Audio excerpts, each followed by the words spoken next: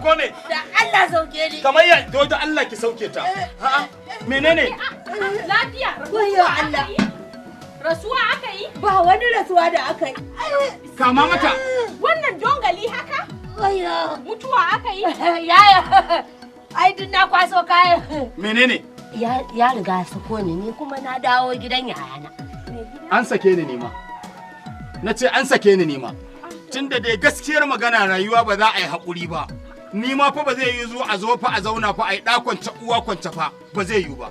Ni ma ina ta kaina wai ya sako ta. Yaya. Ko kunin kanwa ne wallahi zan sha tun da gidanmu ne. Kiwa mutane shiru. Yawwa. Haka ake yi?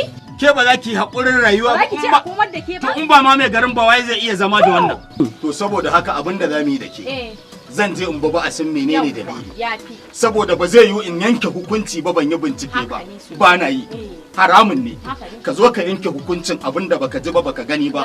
Ka yanke ɗanyen hukunci. Kada na zarge shi.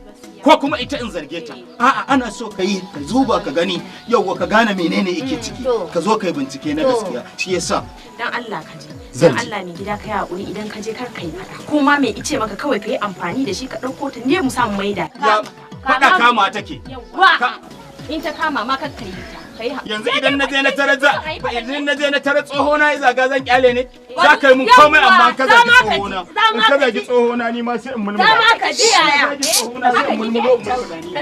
ba kuna son irin halin nan naki fa ba kuna son haka fa dan Allah ki taya ni mutum wallahi sai kin koma komawa ya zama dole ina nan wallahi ko garin rogo kuke ci sai na ci gidan yayana ne mu je komawa zaki koma dole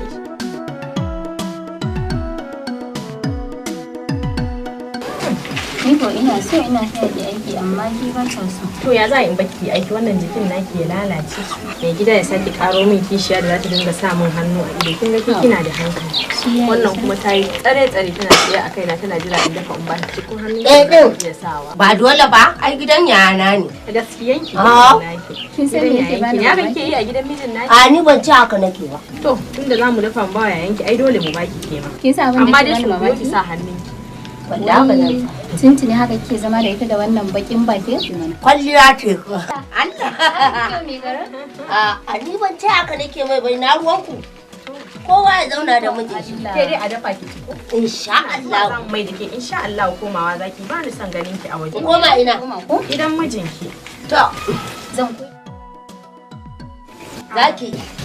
Ni dai kafin ki tafi zan koya miki wannan kwalliya yayin da nake mai. Kenan ke ma za ki koya ni ban iya. Kai. Haba. Mai gida. San da zuwa. San da zuwa ne gida. Sani ya. Mai gida ka je ka ga mai garin lafiya ne ko? Na je na gan shi. Bismillah. Mara kunya fitsararriya. Ke hakkin ki dube ni ki kalle ni ki ce me?